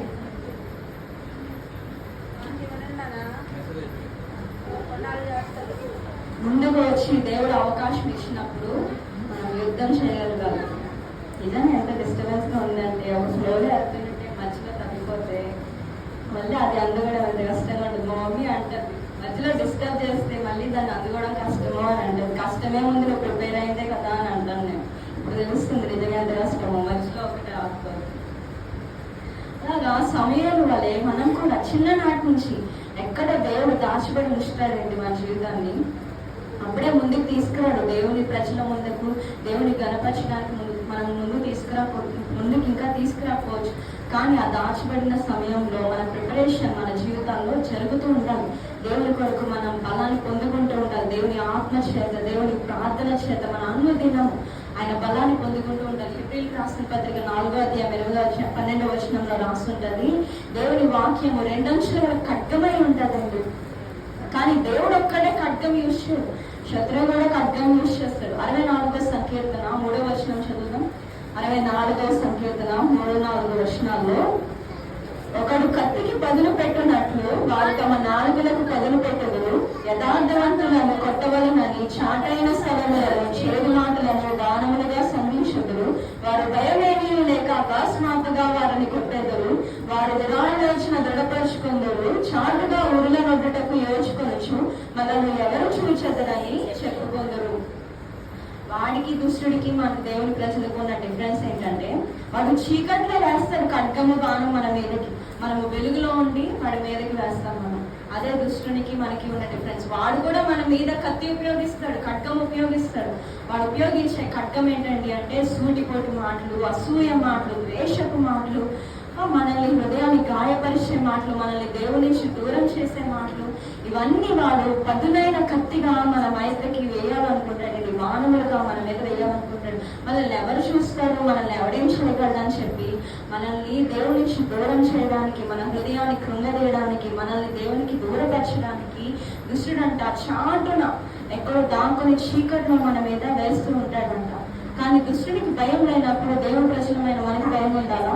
దుష్టుడే అంత బలవంతంగా మన మీద చాటుగా బాణములు విసిరినప్పుడు, చాటుగా తన కత్తిని పదులు పెట్టుకుంటున్నట్టుగా మనము కూడా వెలుగులో ఉండి మన యొక్క ఖడ్గాన్ని పదులు పెట్టుకోవాలి. మనం దేవుని సన్నిధిలో బలముగా వాడబడాలి. మొదటి దినవృత్తాంతాల గ్రంథము 12వ అధ్యాయం 22వ వచనంలో మనం చూసినట్లయితే అక్కడ దావీదు సైన్యము దేవీదు సైన్యం వల్లే పెరుగుతూ వస్తుందంట. అక్కడ 18వ వచనంలో ఉంటది, అమాసయ అంటాడు ఇలాగ యూదా గోత్రం నుంచి, బెన్యామీన్ గోత్రం నుంచి కొందరు దావీదు దగ్గరికి వచ్చి దావీదు పక్షంగా రావాలనుకుంటారు. అప్పుడు దావీదు వాళ్ళని అడుగుతాడు, మీరు నిజంగా సమాధానంతోనే నా దగ్గరికి వచ్చారా, లేకపోతే నాకేమన్నా చేయాలని వచ్చారా? ఒకవేళ మీరు నాకు సమాధానం కలిగి చేయకుండా నా శత్రువు చేతికి నన్ను అప్పగించాలని మీరు వస్తే కనుక దేవుడు చూస్తున్నాడు, దేవుడు మిమ్మల్ని గర్దిస్తాడని అంటే అప్పుడు అమాసయ అంటాడు, రాజా మేము నీ పక్షంగా ఉన్నాము, యెషయా కుమారుడా మేము నీ వారము, నీ పక్షంగా ఉన్నవారం అని అంటాడు. మనం కూడా ఎవరి పక్షంగా ఉన్నామని మనం గ్రహించుకోవాలి, మనం చూసుకోవాలి. వాక్యము ప్రతిబింబం వల్లే, రిఫ్లెక్షన్ వల్లే, మిర్రర్ వల్లే నీలో ఉన్న లోపాలు ఏంటో తెలియజేస్తుంది, నీకు ఏం అవసరమో తెలియజేస్తుంది. నీ చేతిలో బలమైన ఖడ్గం ఉంది, నీ చేతిలో నువ్వు రోజంతా ఉపవాసం ఉండి ప్రార్థన చేస్తున్నావు, గొలుసు ప్రార్థన చేస్తున్నావేమో, ఎడతెగక ప్రార్థన చేస్తున్నావేమో, మానక ఉదయ సాయంత్రం నువ్వు దుపాంతి అర్పిస్తున్నావేమో, కానీ ఆ ప్రార్థనలో దేవుని ఆత్మ లేకుండా నువ్వు ప్రార్థన చేస్తే ఆ ప్రార్థనకి ఫలితం లేదు పిల్లారా. అలాగే నువ్వు ప్రార్థన లేకుండా పరిశుద్ధాత్మను పొందుకున్నావు, కానీ నీ జీవితంలో ప్రార్థన లేకపోతే ఆ పరిశుద్ధాత్ముడు ఉండి కూడా నీ జీవితంలో నువ్వేమి సాధించలేవు. మన జీవితంలో ఈ రెండు ప్రాముఖ్యమైన నిజంగా మంచి మాటలు ఎన్నుకున్న పరిశుద్ధాత్మ గురించి, ప్రార్థన గురించి. నువ్వు ఆ ప్రార్థన ఎలా బలపరుచుకుంటావంటే ఉపవాసం ఉండి, అదేదో నువ్వు జనాలకి చూపించుకునేటట్లుగా నువ్వు ఉపవాసం ఉండి ప్రార్థన చేసేది కాదు, కానీ ఉపవాసం ఉండి చాటున నువ్వు కన్నీళ్లతో దేవుని సన్నిధిలో ప్రార్థించి ప్రార్థన అలవాటు చేసుకోండి. ఎన్ని గంటలైనా సరే ప్రార్థించగల శక్తి దేవుడు ఇవ్వాలన్నట్లుగా మన ప్రార్థనని మనం మలచుకోవాలి. అలాగే ఆ ప్రార్థన నేర్చుకున్న తర్వాత ఆ ప్రార్థనకి శక్తి కావాలంటే పరిశుద్ధాత్ముడు కావాలి నీ జీవితంలో. ఒక స్పోర్ట్స్ పర్సన్ అనుకోండి, లేకపోతే వర్కౌట్ చేస్తున్నారు, లేకపోతే బాడీ బిల్డర్స్ ఉన్నారు అనుకోండి, వాళ్ళు ఒక వెయిట్ లిఫ్ట్ చేయాలనుకుంటారు. ఆ వెయిట్ లిఫ్ట్ చేయాలంటే దానికి తగ్గట్టుగా ఎక్సర్సైజ్ చేయాలి, దానికి తగ్గట్టుగా ఆహారం తినాలి. కొన్నిసార్లు వాళ్ళు కొన్ని ఆహారాలని వాళ్ళు త్యాగం చేయాల్సి వస్తుంది, ఫాస్ట్ ఫుడ్స్ ని త్యాగం చేయాల్సి వస్తుంది, ఓన్లీ కార్బ్స్ ప్రోటీన్స్ తినాలి, ఫ్యాట్ ని విడిచిపెట్టాల్సి వస్తుంది. అలాగా మన జీవితంలో కూడా అటువంటి పదునైన ప్రార్థన మనం చేయగలగాలి, లేకపోతే ఆ పదునైన ప్రార్థనకి మనం సామర్థ్యములుగా మార్చబడాలి అంటే కొన్ని మనము మన జీవితంలో విడిచిపెట్టాల్సి వస్తుంది. కొన్నిసార్లు మనము మన బలహీనతలో కూడా బలం పొందుకొని ప్రార్థన చేయాలి. ఇలా ఆత్మచేత బలం పొందుకుంటే మన జీవితంలో కొన్నిసార్లు మనము మన శత్రువుని క్షమించలేని స్థితి, శత్రువుని క్షమించకుండా నువ్వు నీ సహోదరులతో సమాధాన పడకుండా నువ్వు వచ్చి నీ అర్పణ నాకు అర్పిస్తే నాకు ఆ అర్పణ ఇష్టం లేదని దేవుడు చెప్తారు మత్తయి సువార్తలో. అలాగా మన జీవితంలో నూతన మనస్సును పొందుకోవాలంటే అది పరిశుద్ధాత్మ చేతనే జరుగుతుంది. మనం నూతన వరములు పొందుకోవాలంటే అది పరిశుద్ధాత్మ చేతనే జరుగుతుంది. ఈ రెండు చాలా ప్రాముఖ్యమైనవి. ఈ రెండు నువ్వు ఎప్పుడైతే పొందుకుంటావో నువ్వు దేవుడి పక్షవారిగా మార్చబడతావు, దేవుని రాజ్యానికి ఒక గొప్ప సైన్యంగా ఉపయోగపడతామండి. 1వ గ్రంథం ఆఖరి వచనంలో ఉంటాం, ఏషావు యొక్క కొండకు తీర్పు తీర్చటకంట సియోను కొండ మీద రక్షకులను పెట్టిస్తారంట, అప్పుడు రాజ్యం యెహోవా జరుగుతుందంట. మనం రక్షకులుగా మార్చబడాలి ఈ లోకంలో. ఈ రోజు మనం విన్నాం, పరిశుద్ధాత్మ గురించి విన్నాం, ప్రార్థన గురించి విన్నాం, కానీ అది వెళ్ళి మన జీవితంలో అనుసరించాలి. ఇలా శత్రువు మన ఎదురుగా ఎన్నో అడ్డుగోడలు పెడుతుంటారు, ఎన్నో అడ్డుతెరలు పెడుతుంటారు. ఆ శత్రువు గుండెల్లో దూచి ఆ తెరని కూడా చీల్చివేయాలి మన ప్రార్థన. శత్రువు మన మీద చీకట్లో శత్రువు మన మీద చీకట్లో బాణాలు వేస్తూ ఉంటాడు, తన కత్తిని పదులు చేసుకుంటూ ఉంటాడు, మన సూటిపోటి మాటల చేత మన దేవుని దూరం చేయడం. కానీ మనం కూడా మన కత్తిని పదులు పెట్టుకోవాలి, అది మన ప్రార్థన పదులు పెట్టుకోవాలి. ఆ ప్రార్థన ఎప్పుడైతే పదులు పెడతాడో, నువ్వు సామర్థ్యం కలిగి పరిశుద్ధాత్మని చేత ఎప్పుడైతే ప్రార్థించడం మొదలు పెడతావో అప్పుడు నువ్వు గొప్ప యోధుడుగా మార్చబడతావు, దేవుడికి గొప్ప సైన్యంగా మార్చబడతావు. ఆ గొప్ప సైన్యంగా మార్చబడిన తర్వాత నీతో పాటు ఇంకొకరిని నువ్వు యాడ్ చేసుకుంటావు దేవుని రాజ్యానికి ఇంకొకటి ఆడవుతూ వస్తారు నీ ద్వారా. అలా దేవుని రాజ్యాన్ని అభివృద్ధి చెందాలి. ఈ కాలంలో మనము దుష్టుడు తన రాజ్యాన్ని పెంపొందించుకోవాలని చూస్తున్నాడు, తన సైన్యాన్ని ఏర్పరచుకోవాలని చూస్తున్నాడు. మనమేమన్నా తక్కువ తిందామా దేవుని ప్రశ్నమై ఉంది? దుష్టుడే అంత సైన్యాన్ని తయారు చేసుకుంటున్నాడు అంటే దేవుడు అంతకన్నా ఎంత గొప్ప సైన్యాన్ని తయారు చేసుకోవాలి? మన జీవితంలో లేవాలి. ఇది ఓన్లీ యవనస్తులకే కాదు, చిన్న బిడ్డలు కూడా లేవాలి. చిన్న బిడ్డల్ని చిన్నప్పటి నుంచి వాళ్ళని బలపరచాలి, ఒక సమయానికి వాళ్ళని సిద్ధపరచాలి. వాళ్ళంతటా వాళ్ళు సిద్ధపడకపోతే తల్లిదండ్రులుగా మనం సిద్ధపరచాలి, దేవుని సైన్యంగా వారు మార్చబడాలని. రేపటి రోజున దేవుని రాజ్యానికి వారు ఉపయోగపడినట్లుగా వారిని మనం మార్చడానికి వారు మారలేరు, వారి పక్షంగా మనం చేయగలగాలి. ఒక సమయం వచ్చిన తర్వాత నువ్వు చేయకపోయినా కూడా, నీ చేయి దాటిపోయినా కూడా దేవుడు ఒక రోజు వాడిని మళ్ళీ ఆయన సన్నిధికి తీసుకొని దాచబడిన స్థితి నుండి మళ్ళీ దావీదు వలె గొల్యాతును హతమార్చినట్లుగా దేశం అందరి ముందు, ప్రజలందరి ముందు సౌలు 1000 మందిని చంపితే దావీదు 10,000 మందిని చంపాడని ఒక గొప్ప సాక్ష్యం ఇచ్చినట్లుగా వాడు దాచిపడి ఉంటాడు చిన్నప్పటి నుంచి చిన్నపిల్లలు. కానీ ఒక సమయం వచ్చిన తర్వాత నీకంటే గొప్ప పరిచారకుడుగా, గొప్ప పరిచారకులుగా మార్చబడతారు మీరు. అని గొప్ప కృప మనందరికీ పరిశుద్ధాత్ముడు అనుగ్రహించిన కాక ఈ చిన్న వాక్యం దేవుడు దీవించుకుందాం. ఆమేన్.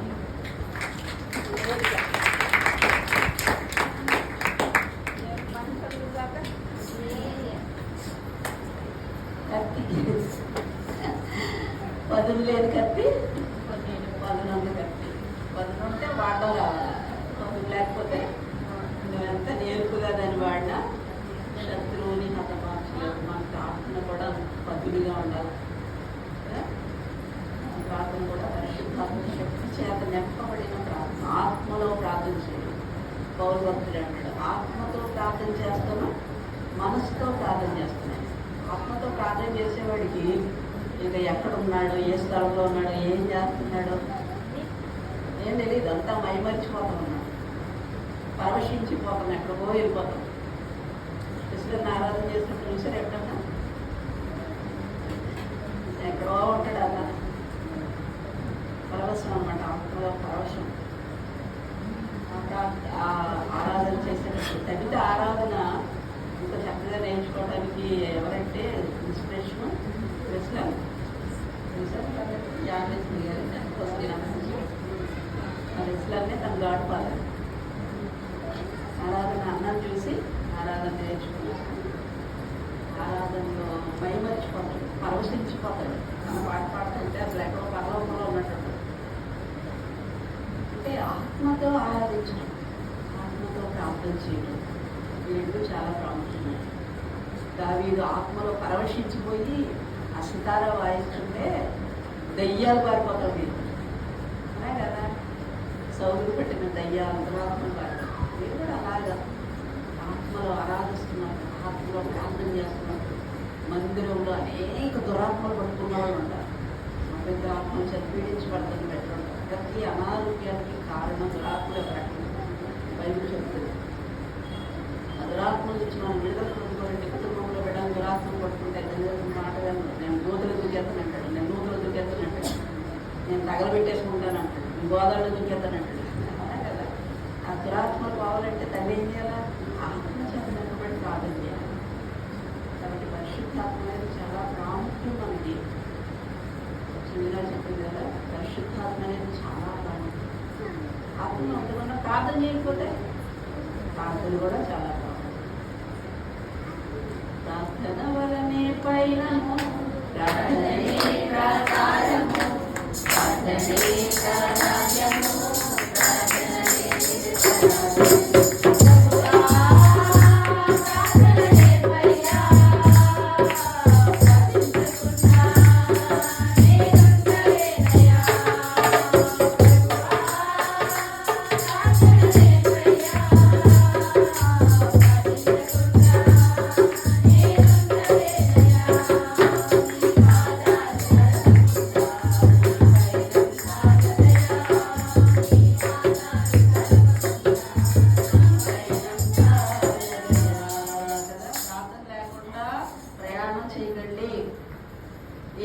చేయాలన్నా, ఎక్కడికి వెళ్ళాలన్నా, ఏ కార్యం తలపెట్టాలన్నా ప్రార్థన ప్రార్థన ప్రార్థన కనిపెట్టండి. దేవుడి సన్నిధిలో ప్రార్థన చేయండి. దేవుడు జవాబు ఇచ్చే వరకు, దేవుడు మాట్లాడే వరకు కనిపెట్టాలి. ఇద్దరు ముగ్గురు కలిసి ఒక సమస్య వచ్చిందంటే వెంటనే ప్రార్థించే బిడ్డలని, మన సమస్యను అర్థం చేసుకుని మన కొరకు ప్రార్థించే బిడ్డలు ఇద్దరు సహవాసాన్ని తీసుకుని చక్కగా మందిరంలో కానీ వీళ్ళ దగ్గర కానీ, మా ఇంట్లో ఈ సమస్య ఉంది, నాతో కలిసి ఈరోజు ప్రార్థనలు ఉంటావా అని అడగండి. అడిగి మీరే ఒకరినొకరు కొనుక్కొని చక్కగా ప్రార్థన చేసుకోండి. ప్రార్థన చేసుకొని 3 వారాలు 7 వారాలు ఆర్థిక సమస్యలు ఉన్నాయా, లేకపోతే అనారోగ్య సమస్యలు ఉన్నాయా, కుటుంబ సమస్యలు ఉన్నాయా, కృంగిపోవడం కాదు, సమస్యలను బట్టి కృంగిపోవడం కాదు. మీకు మీరే బలం తెచ్చుకొని కదా, బలం తెచ్చుకొని దేవుని సన్నిధిలో ఒకరిని ఒకరు పురుకొల్పుకోవడం. మీరు రోమపత్రిక చదివితే అందులో ఎక్కువగా కనబడే మాట ఏంటంటే ఒకరినొకరు ఆదరించుకోండి, ఒకరినొకరు పురుకొల్పుకోండి, ఒకరినొకరు ప్రోత్సాహపరచుకోండి, ఒకరితో ఒకరు మనసు కలిసి ఉండండి, ఒకరినొకరు హత్తుకొని ఉండండి. ఎలాంటి మాట ఎక్కువ కనపడతాయి రోమపత్రిక చదివితే. ఒకరితో ఒకరు క్రైస్తవ జీవితం అంటే టీం వర్క్ అన్నమాట. అవునా? 5 రకాల పరిచర్యలు లేవు. ఓన్లీ మందిరంలో కాపరే కాదు, 5 రకాల పరిచర్యలు ఎబిసికి రాసిన పత్రికలో ఉంటాయి. సువార్థికులు ఉంటారు కదా, ఇంకా ప్రవక్తలు ఉంటారు, కాపరులు ఉంటారు, ఉపదేశకులు ఉంటారు, మన బోధకులు ఉంటారు. 5 రకాల పరిచర్యలు ఎందుకు అంటే ఏ ఒక్కడితో కాదు పని. సువార్త అంటే మనందరం చేయాల్సిన, మనందరం సువార్థికులమే. నువ్వు ఎక్కడికి వెళ్తే అక్కడ మీ జీవితంలో ఒక సువార్తలా ఉండాలి మొదట. తర్వాత నీ నోరు విప్పితే దేవుని మాటలు చెప్పాలి అవతల వాడిని మాట్లాడించి. కొంతమంది ఎక్కువ మాట్లాడేవారు, మనమే మాట్లాడారు, పక్కన వాడు మాట్లాడినప్పండి వాళ్ళ హృదయం ఉన్నది బయటకు వస్తుంది. వచ్చినప్పుడు వాళ్ళకి ఏ మాట చెప్పి వాళ్ళు బలపరచాలో ఆ మాట చెప్పి బలపరచాలి. కాబట్టి మీరందరూ సువార్త పని చేయొచ్చు, సువార్థికులుగా ఉండండి. మీరందరూ ప్రార్థనా పనులుగా ఉండొచ్చు.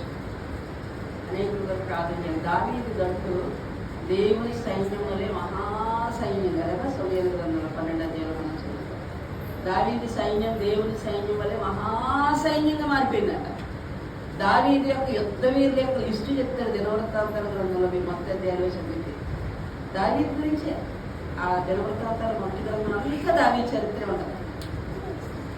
దావీదు యొక్క సైన్యంలో ఉన్నటువంటి సేనాధిపతులు కానీ, లేకపోతే శతాధిపతులు కానీ, యూరులు కానీ, శూరులు కానీ వాళ్ళ గురించి చెప్తాడు. నూతులో మంచి కాలం ముందు నూతులో దిగొకడు ఎవరు సింహాన్ని దిగి చూశాడంటే తెలుసా? ఎవరు? బెనాయా అనే ఆయన కదా. యోవాబు గురించి చెప్తాడు, బెనాయా గురించి చెప్తాడు, అభిషేక్ గురించి. అడవి లేడి అంతా వేగంగా పరిగెత్తగలిగిన వాడు ఒకడు ఉన్నాడంటే ఎవరు? ఆషాహేలు. ఇలాంటి యుద్ధవీరులు. వెంట్రుకకి బాణం వేయగలిగిన వాడు ఉన్నాడంట. వెంట్రుకని చూసి ఆ వెంట్రుకకి బాణం వేయగలిగినాడు ఉన్నాడంట. గురి అన్నమాట, గురి తప్పని వాడు. గురి చూసి బాణం వేయగలిగి. బెన్యామీల గురించి చెప్తారు న్యాయాధిపతులు. బెన్యామీలు మంచి యుద్ధవీరులు అన్నమాట. అలాంటి సైన్యంగా మారిపోవాలి మన అందరం. ప్రార్థన చేస్తే గురి తప్పకూడదు అనమాట. ఎక్కడ బాణం వేయాలా కాబట్టి ఒక సైన్యాన్ని దేవుని కొరకు తయారు చేయాలి. ప్రార్థించే బిడ్డలు, వాక్యం చేసే బిడ్డలు, ఆరాధన చేసే బిడ్డలు, ఆత్మలో హర్షించే బిడ్డలు, వరాలు కలిగిన బిడ్డలు, ఫలాలు కలిగిన బిడ్డలుగా మీరు అందరూ ఉండాలి. గుండెల నిండా దేవుని వాక్యం ఉండాలి. ప్రార్థన చేసుకుందామా? మంచి మాటలు విన్నాం, ఖడ్గానికి పదుపు పెడదాం. ఎఫెసీయులకు రాసిన పత్రికలు అంటాడు ఆత్మ ఖడ్గం అంట. ఆత్మ ఖడ్గాన్ని ధరించాలి మనం. హెబ్రీయులకు రాసిన పత్రికలు అంటాడు వాక్య ఖడ్గం, 2 అంచులైన వాడి గల ఖడ్గం కంటే బదులుగా ఉండి ఎటువంటి ప్రాణాత్మ కీళ్లను మూలుగులు విభజించినంత మటుకు దూర్చు హృదయం యొక్క తలంపులను ఆలోచనలు కూడా పరిశోధిస్తుంది. వాక్యం నీ నోట్లో ఎలా ఉండాలంటే ఒక ఖడ్గంలా ఉండాలి. ప్రార్థన ఒక ఖడ్గంలా ఉండాలి. దేవుని పెట్టాలి. శత్రువులు హతమార్చేదిగా ఉండాలి. మన శత్రువు ఎవరు? మన శరీరం, లోకాశులు, శరీరాశులు జయించేవాడు దేవుడు. జయించేవాడు ఆయన, బలపరిచేవాడు.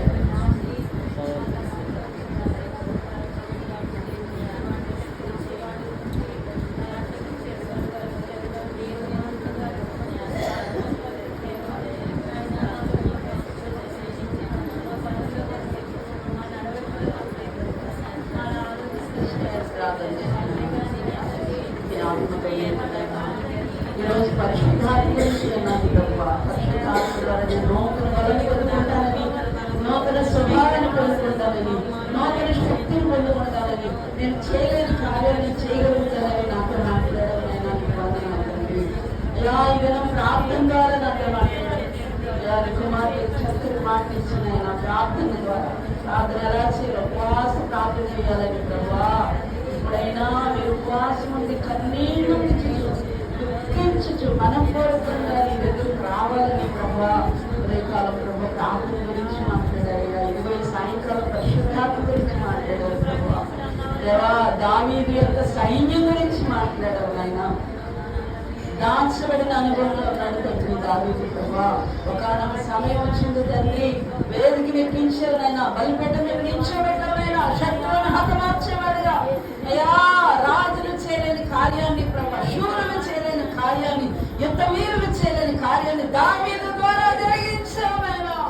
ఇదిగో మా బిడ్డల్ని దాచేవనైనా నీకు స్తోత్రాలు. దాచబడిన బిడ్డలను వెలుగులోనికి తీసుకొస్తున్నావు, పదులు పెట్టిన ఆయుధాలుగా వాడుతున్నావు తండ్రి, నీకు స్తోత్రాలయ్యా. ఇలాంటి బిడ్డలను మాకు ఇచ్చేవనైనా. మాకు జ్ఞానం లేదు ప్రభావ, మాకు తెలివి లేదు ప్రభావ, మేము 4 మాటలు ఎక్కలేకపోతున్నాం ప్రభావ, మేము ప్రార్థన చేయలేకపోతున్నాం, ఆరాధన చేయలేకపోతున్నాం. కానీ నాయన మా బిడ్డల్ని నాయన నీ కౌగిట్లో దాచి ఉంచావు, నీ సన్నిధిలో దాచి ఉంచావు. తగిన సమయం వచ్చినప్పుడు ప్రభావ అయ్యా నీకు స్తోత్రాలు. బిడ్డలను వెలుగులోనికి తీసుకొస్తున్నావయ్యా, చీకట్లో ఉన్న వాడిని వెలుగులోనికి తీసుకొస్తున్నావు తండ్రి. అయ్యా నీకు స్తోత్రాలు తండ్రి. అయ్యా ఎంత గొప్ప దేవుడు నాయన, ఎలాంటి బిడ్డలు మాకు ఇచ్చావు తండ్రి, నీకు స్తోత్రాలు స్తోత్రాలు. నీకేం కావాలి నాయన మా జీవితంలో ప్రభా. ప్రార్థించే బిడ్డలుగా, ఆరాధించే బిడ్డలుగా, వాక్యాన్ని ప్రకటించే బిడ్డలుగా అయ్యా వారి చదువులు, వారి ఉద్యోగాలు, వారి జీవితాలు కాదు నాయన నీ కొరకు వాడబడే ఆయుధాలుగా మా బిడ్డలను తయారు చేస్తున్నావు. అందులో నీకు స్తోత్రాలు స్తోత్రాలు స్తోత్రాలు. పదునైన ఆయుధాలుగా తయారు చేస్తున్నావు నాయన, నీకు స్తోత్రాలు స్తోత్రాలు స్తోత్రాలు ప్రభా. నా బిడ్డలు వాడుకున్నందుకు నీకు స్తోత్రాలు స్తోత్రాలు స్తోత్రాలు. దేవుడు వాడుకుంటున్నాడు, బలపరుస్తున్నాడు, ఆశీర్వదిస్తాడు. వారి భవిష్యత్తు గురించి భయపడక్కర్లేదు, వారి భవిష్యత్తు గురించి దిగులు పడక్కర్లేదు. దేవుని బిడ్డలారా ఇంకా వాడబడిన బిడ్డలు ఉంటే దేవా నా బిడ్డలను కూడా నీ వరకు వాడబడాలి ప్రభా. నా బిడ్డలు కూడా నీ సన్నిధిలో వాడబడాలి ప్రభా. వాడితో ఒక పాత్రగా వాడబడాలి. దేవుడు ప్రతి వారికి ఒక వరాన్ని ఇస్తాడు. నీ బిడ్డలో ఏ వరం ఉందో ఆ వరం దేవుడు కొరకు వాడబడేటట్లుగా ప్రార్థన చేయి. మా బిడ్డలు కూడా చక్కగా వాడబడి మందిర పరిచర్యలో, సేవకుల పరిచర్యలో, వాయిద్యాలు వాయించడంలో బిడ్డలు ఘనపరచబడాలి. ఆ బిడ్డలు ఇంకా పదునైన ఆయుధాలుగా తయారవ్వాలని ప్రార్థన చేయండి నాయనా. నా కుమార్తెను పదును పెట్టిన ఆయుధంగా చేయండి ప్రభావ, పదును పెట్టిన ఆయుధంగా చేయండి నాయన.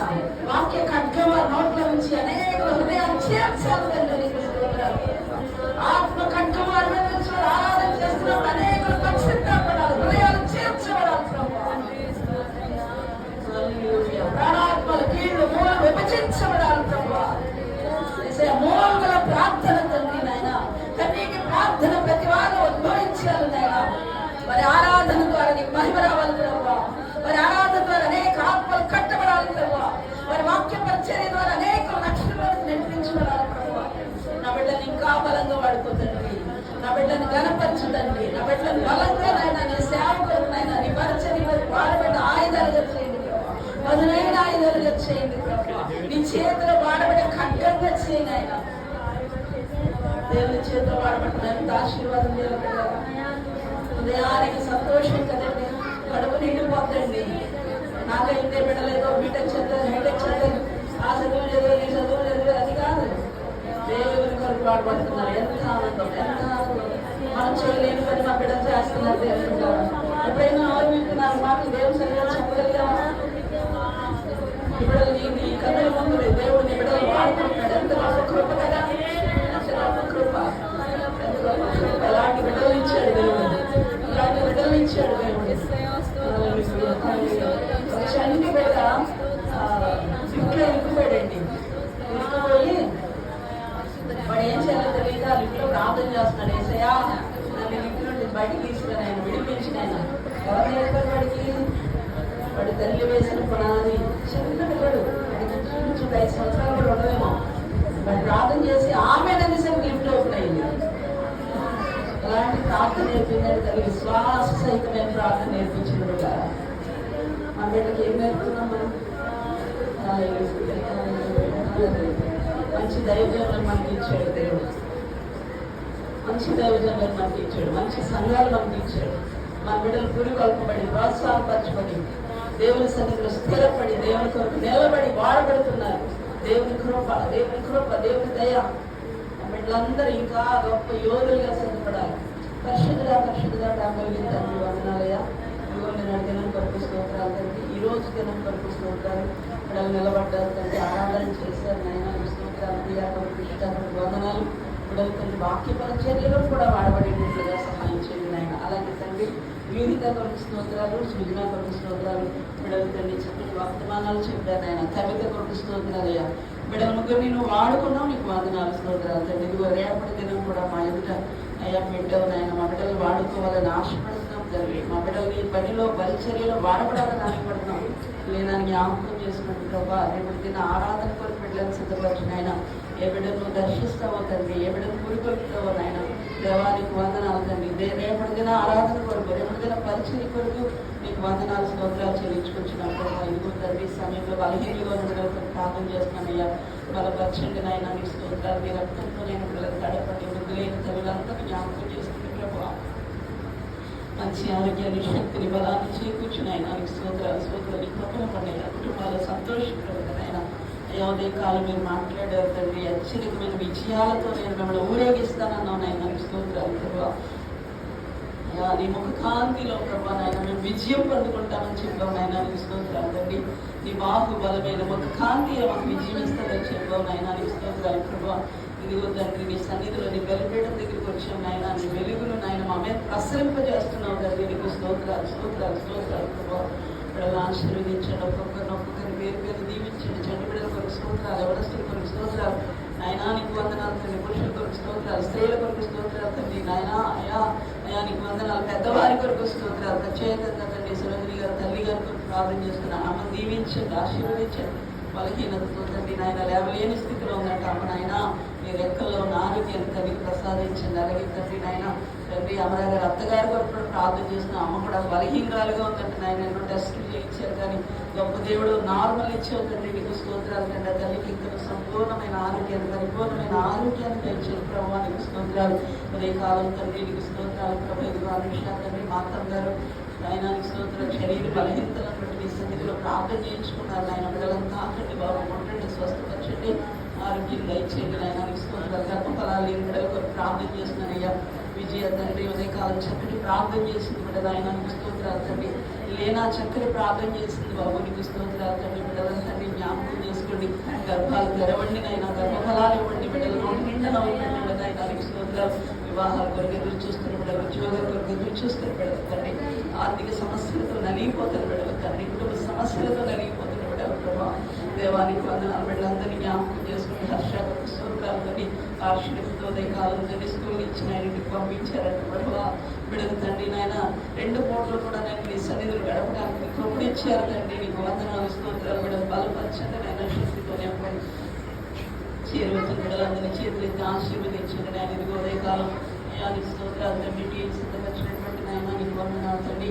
ఆయన లక్ష్మి గారు బట్టి నీకు వందనాలు స్తోత్రాలు తండ్రి. బిడ్డలంతగా మీరు దీవించండి, ఆశీర్వదించండి ఆయన. నీకు స్తోత్రాలు తండ్రి. అంతే నీ సన్నిధిలో ప్రభావ బిడ్డలు వెచ్చించారు. అందుకు రెట్టింపు దీవిన ఆశీర్వాదాలు దయచేయండి. గృహంలో నీకు మంచి బిడ్డలను చూడుతుండండి ప్రభావ. కాలు కాంట్రాక్ట్ విషయంలో గొప్ప కార్యం చేయండి నాయన. నీకు స్తోత్రాలు. అద్భుతమైన ఫలితాలు బిడ్డలను ఆశీర్వదించండి. దేవానికి వందనాలు స్తోత్రాలు. సాయంకాల సమయం కంటే విజయాన్ని సిద్ధపరిచిన అనుషాన్ని కూడా జ్ఞాపకం చేసుకోండి ప్రభావ. నీకు స్తోత్రాలు తండ్రి. బిడ్డలకు బహుగా దీవించండి, ఆశీర్వదించండి. నిన్నటి దినం ప్రభావ నీకు స్తోత్రం తండ్రి. అబ్బాయి గారు తండ్రి నాయన చక్కటి తీసుకొచ్చారు. అప్పుడు కుటుంబాన్ని దీవించండి నాయన. నీకు స్తోత్రాలు ప్రభావ. అయ్యా స్నాక్స్ ఇచ్చినటువంటి తల్లి గారిని దీవించండి ప్రభావ. నీకు స్తోత్రాలు. 2 పూటలు కూడా బిడ్డలకు నాయన అయ్యా స్నాక్స్ ఇవ్వడానికి తండ్రి. ఆ తల్లి చేతులను బలపరిచి మంచి మనసుని ఇచ్చావు. నీకు వందనాలు స్తోత్రాలు ప్రభావ. మీ బిడ్డలందరూ బహుగా దీవించబడాలి, ఆశీర్వదించబడాలి. దీవించబడాలి ప్రభా. ఎన్ని కార్యాలు చేసినా నీ బిడ్డలు రాకపోతే ఈ కార్యాలతో ఘనంగా జరిగేవ తండ్రి. బిడ్డలందరినీ తోడుకొని వచ్చావు నాయన, నీకు స్తోత్రాలు తండ్రి. ఏ బిడ్డ తండ్రి దాని విశ్వాసంతో నీ సన్నిధికి వచ్చారో ప్రభా, బిడ్డలందరినీ నీ కృపలో జ్ఞాపకం చేసుకోండి ప్రభా. నీకు స్తోత్రాలు. బిడ్డలపై నీ ఆశీర్వాదం వచ్చింది ప్రభా, నీకు స్తోత్రాలు తండ్రి. అయ్యా బిడ్డల జీవితాల్లో నీ గొప్ప కార్యాల కొరకు ఎదురు చూస్తూ ఉంటుంది కదండి. ఊహించని మేడతో బిడ్డలను తృప్తిపరచండి నాయన. బిడ్డల ద్వారా ఘనత మీరు పొందండి, మహిమ మీరు పొందండి. యేసు నామములో అడుగుచున్నాం తండ్రి. ఆమేన్. సంపూర్ణ విజయం అంతటే దేవుడి సమాధానం చేయవచ్చిన బిడ్డలందరికీ ప్రత్యేకంగా మనకు పరిచయం చేస్తున్న బిడ్డలకు దేవుడి సదాకాలం తోడేంటి నడిపించింది.